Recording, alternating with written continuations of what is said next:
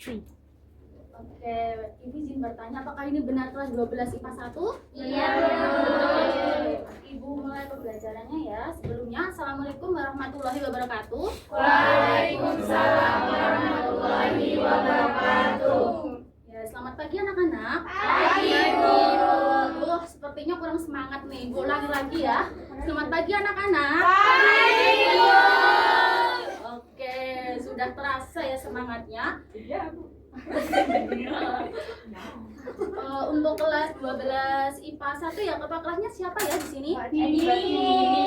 Oke, dimohon Mbak Dini untuk mempersiapkan untuk berdoa terlebih dahulu. Ini Ibu, kita berdoa. Berdoa dimulai. Berdoa selesai. Oke, terima kasih ya Mbak Dini. Ibu mulai presensi terlebih dahulu ya. Nah, presensi di sini tuh agak berbeda ya anak-anak. Nanti ketika Ibu memanggil nama kalian, nanti kalian sebutkan satu kata yang terlintas di pikiran kalian tentang evolusi. Apakah dipahami? Bisa. Oke, Ibu mulai ya. Yang pertama ada Titik Mulyaningsih. Perubahan Satu kata ya, perubahan. Perubahan. Yang kedua ada Umi Mesyarah. populasi Ibu. Oke, yang ketiga ada Adel Westi. Apakah hadir? Hadir. Bolos itu Bolos. Iya. Oke, yang selanjutnya ada Intan. Apakah hadir? izin Ibu. Oh, Intan izin. Yang selanjutnya ada Desi. Terdahulu Bu. Oke, ada Eka. Mutasi Bu. Oke, ada Ira. Monyet Bu.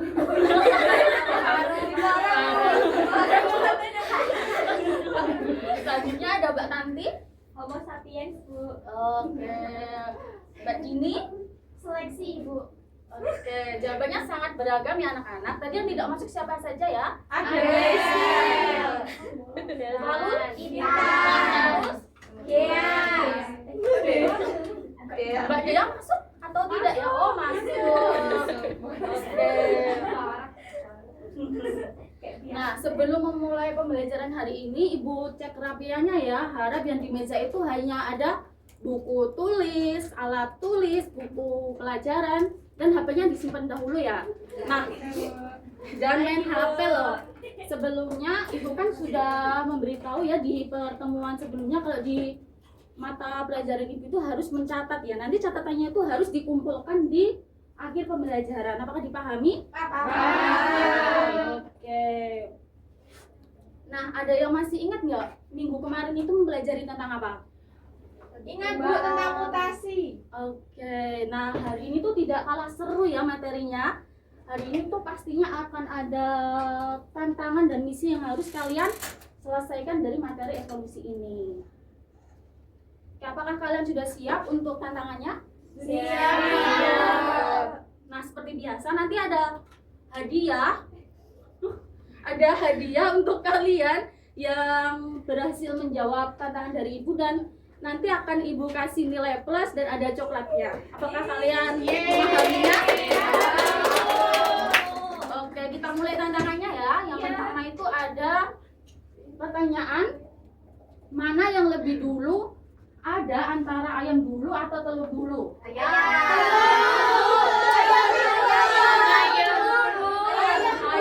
atau telur? Siapa yang menjawab telur? Nah, siapa yang menjawab ayam? Oke, siapa yang berani memberi alasan kenapa jawabannya telur dahulu? Oke, Mbak Musnia dulu ya.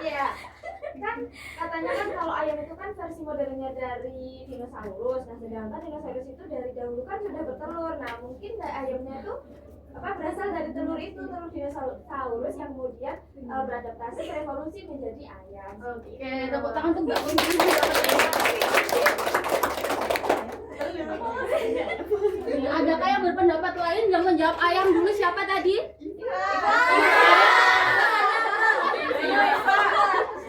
Mungkin Bu, karena dulu kan yang diciptain Nabi Adam dulu ya. Jadi mungkin ayam dulu sebelum telur gitu. Oke, adakah yang berpendapat lain? Menyanggah Mbak Iva. Zaman siap purba. kemarin. Pokoknya intinya di Al-Quran itu ada banyak tidak mutlak Nabi Adam Bahas manusia tentang pertama. agama ya. Terima kasih. Oke, ini adalah jawabannya. Bagiannya berat. Saya ngikut teman aja. Adakah yang ingin berpendapat lagi? Sudah. Sudah, Mbak Tanti tidak Ya, jadi? tidak ada Bu, sama kayak Mbak Uni. Oke, jawabannya adalah Ayam. telur ya. Seperti yang dijelaskan Mbak Kusnia ya, zaman dahulu itu telur itu sudah ada. Nah, hewan reptil itu dulu itu sudah bertelur ya anak-anak. Nah, ayam pertama itu menetas itu dari telur yang dihasilkan oleh spesies burung yang hampir mirip dengan ayam yang mengalami mutasi genetik. Apakah dipahami? Paham. Oke, apakah kalian sudah siap untuk tantangan selanjutnya? Siap. Nih, kenapa dinosaurus yang sebesar itu bisa punah, sedangkan kecoa yang kecil masih ada sampai sekarang? Siapa yang bisa menjawab? Saya. Oke, Mbak Umi sangat bersemangat ya. Gimana Mbak Umi?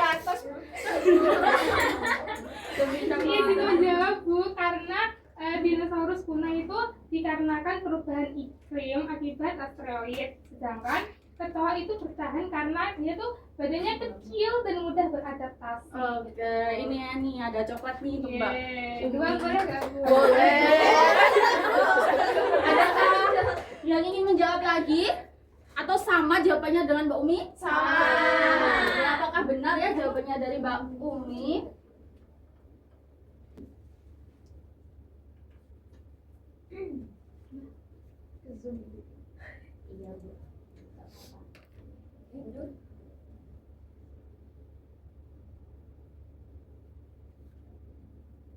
Nah, jawabannya itu benar ya tadi yang diucapkan Mbak Umi bahwasanya itu dinosaurus itu punah karena adanya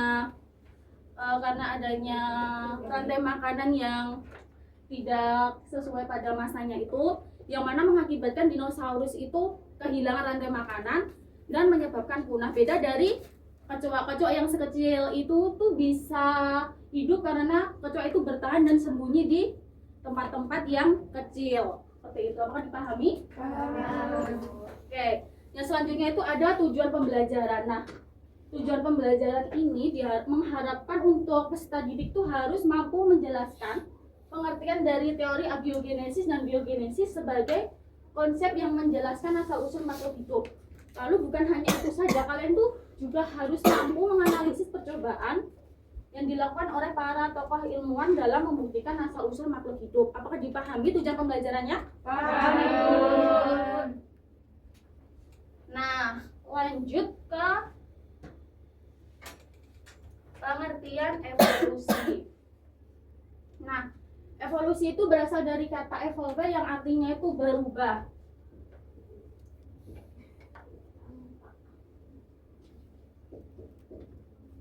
Nah, berubah secara gimana sih yang dimaksud? Nah, perubahan ini tuh tidak terjadi secara spontan ya. Spontan yang dimaksud tuh ketika kalian potong rambutnya, yang rambutnya awalnya panjang itu menjadi pendek, tidak seperti itu ya anak-anak. Jadi, evolusi yang dimaksud itu merupakan perubahan pada makhluk hidup yang berlangsung sedikit demi sedikit dan memerlukan waktu yang lama. Seperti yang sudah disinggung di awal tadi, bahwasanya zaman dahulu itu kan ayam itu ada dari dinosaurus ya, yang dijelaskan sama Mbak Kusnia. Nah, itu memerlukan waktu yang lama dan berlangsungnya itu tidak langsung. Berlangsungnya itu sedikit demi sedikit. Apa dipahami? Paham. Oke, lanjut ya. Nah, adapun teori asal-usul kehidupan, yang pertama itu ada Abiogenesis. yang kedua ada Biogenesis. yang ketiga ada Kosmozoa. yang keempat ada Naturalis. dan yang terakhir ada Evolusi kimia.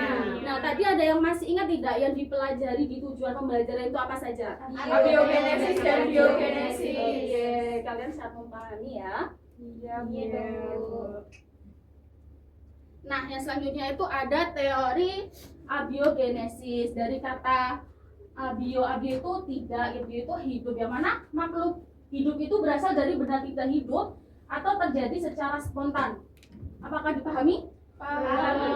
Belum Bu? Belum. Nggak tahu. Nah, maksudnya ini tuh bahwa makhluk hidup itu berasal dari benda tidak hidup. Contohnya itu kayak di lumpur. Di lumpur itu ada ikan ya. Nah, ikannya itu muncul ikannya itu muncul karena ada lumpur. Jadi para tokoh-tokoh di teori abiogenesis itu menyimpulkan bahwa ibunya ikan itu adalah lumpur seperti itu. Adakah yang tahu tokohnya siapa? Ayo, ada yang sudah belajar belum semalam? Lupa Ibu. Benar, siapa yang sabar baik. Iya, nggak apa. Benar ya, Mbak Iris. Nah, beliau itu berpendapat bahwa makhluk hidup tertentu itu dapat muncul secara tiba-tiba dari benda mati. Dan mengamati bahwa ikan itu munculnya dari dan belatung itu munculnya dari daging. Oke, yang selanjutnya itu ada teori abiogenesis, masih abiogenesis ya. Nah, tokohnya itu ada John Adam, yaitu menyimpulkan bahwa mikroorganismenya itu berasal dari air kaldu yang dipanaskan. Nah, air kaldunya ini dipanaskan lalu didiamkan beberapa hari kan ditutup. Setelah ditutup kan muncul ada mikroorganisme. Nah, Nedam ini langsung menyimpulkan bahwa mikroorganisme ini munculnya dari air kaldu. Tokoh selanjutnya itu ada Anthony van Leeuwenhoek.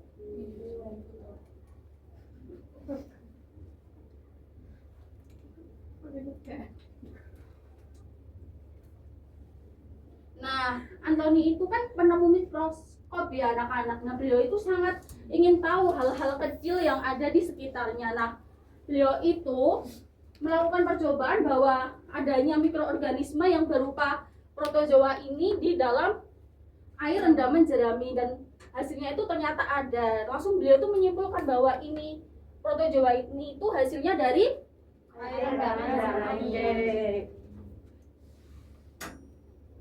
Selanjutnya ada teori biogenesis. Nah, beda dari teori abiogenesis ya. Teori biogenesis itu menyatakan bahwa makhluk hidup berasal dari makhluk hidup sebelumnya. Nah, teorinya ini menggugurkan teori abiogenesis. Kenapa digugurkan? Ada yang tahu nggak? Karena nggak masuk akal. Oke. Nih. Benar, Mbak. Tidak yakin yang jawabannya. Yakin Bu. Nah, di teori biogenesis itu kayak membuktikan abiogenesisnya ini kok nggak masuk akal. Nah, nggak masuk akalnya tuh gimana? Nah, tadi kan disebutkan bahwa belatung itu hasilnya tuh ibunya itu daging ya. Nah, Francisco Redi itu membuktikan bahwa larvanya itu berasal dari telur lalat yang bertelur pada daging, bukan dari dagingnya. Nah, nih siapa yang dapat menjelaskan toples-toples yang bergerak ini angkat tangan? Saya Ibu. Mbak Eka ya, sangat bersemangat. Nah kan yang pertama itu toplesnya dari wadah terbuka kan. Nah isinya itu ada dagingnya. Kemudian daging dibiarkan terbuka, nggak ditutup. Kemudian lalat itu bisa masuk dan hinggap di atas dagingnya Bu. Nah lalat itu kemudian kan bertelur kan. Nah kemudian setelah beberapa waktu muncul belatung. Kemudian yang kedua, wadah kedua itu wadah tertutup rapat. Jadi tutupnya itu tutup kasa kan. Enggak deh, ditutup rapat, emang ditutup rapat, enggak tutup kasa, tapi tutup rapat, enggak ada pori-porinya. Lalat tidak dapat masuk ke dalam wadah karena ditutup yang kedua ini, di toples yang kedua ini lalat tidak dapat bertelur, maka tidak muncul belatung. Kemudian yang ketiga ditutupi dengan kain kasanya itu ada pori-porinya. Nah, udara itu masih bisa masuk dan tapi lalat tidak bisa masuk. Kemudian belatung muncul di atas kain kasa karena lalat bertelur di sana. Oke, tepuk tangan untuk Mbak Eka. Udah cukup. Nah, benar sekali ya yang dijelaskan sama Mbak Eka. Kita lanjut ke teori selanjutnya.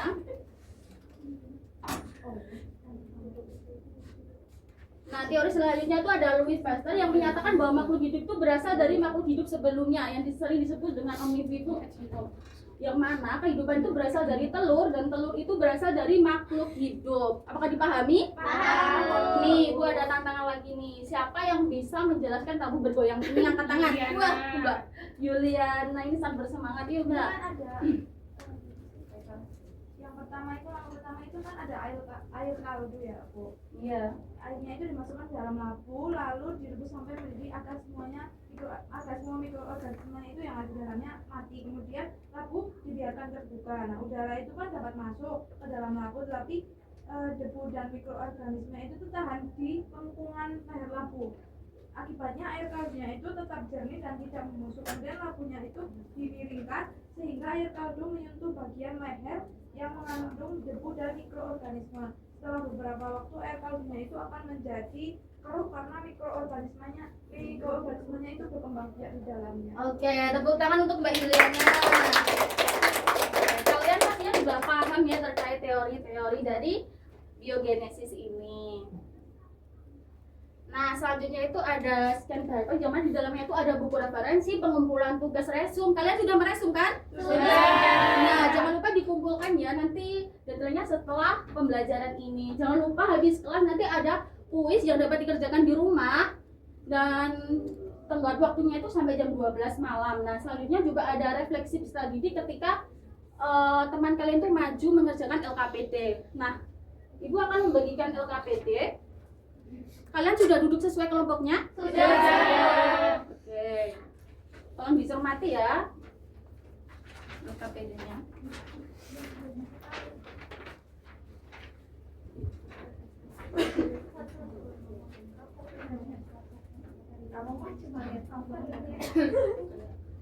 Nah, ini ada video yang di LKPD tersebut. Nah, ini percobaan apa anak-anak? Oh, dari sains sporadik biogenesis. Oke.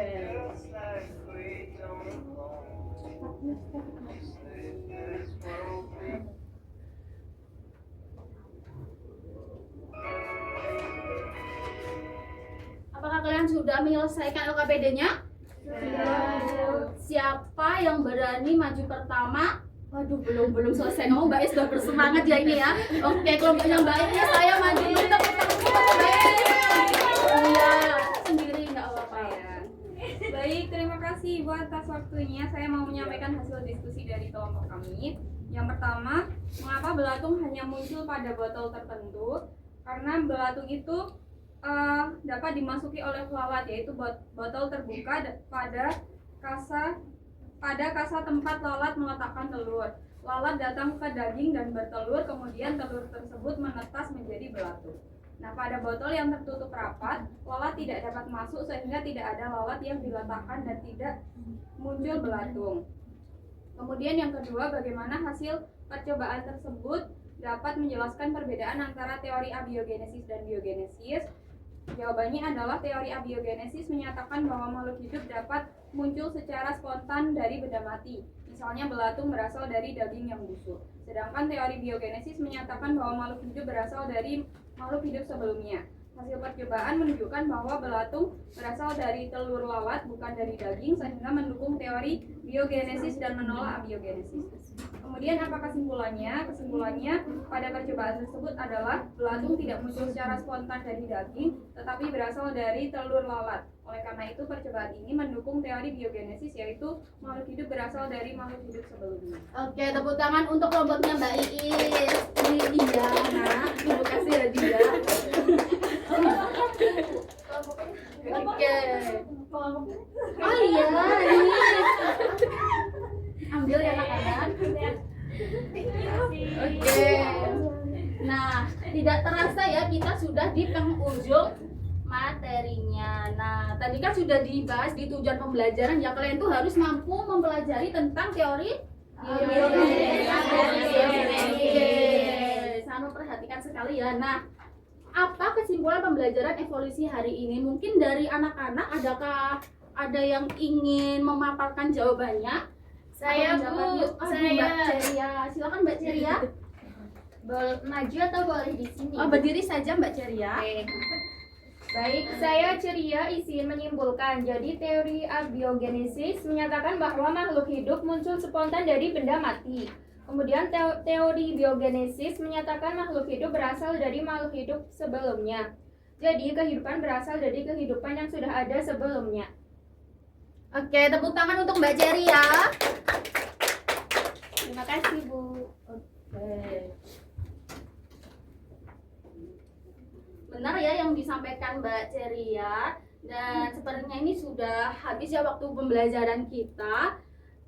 Mungkin ini saja materi yang dapat Ibu sampaikan. Jika kalian tidak paham, kalian bisa bertanya di grup WhatsApp yang telah ada di WhatsApp kalian. Dan jangan lupa tugasnya dikerjakan ya. Ada kuis, ada pengumpulan resum, dan ada juga yang itu penilaian teman sejawat ya. Mungkin dari ketua kelas dipersilakan untuk berdoa. Berdoa gimana? Doa selesai. Nah, cukup sekian dari Ibu. Assalamualaikum warahmatullahi wabarakatuh. Waalaikumsalam warahmatullahi wabarakatuh.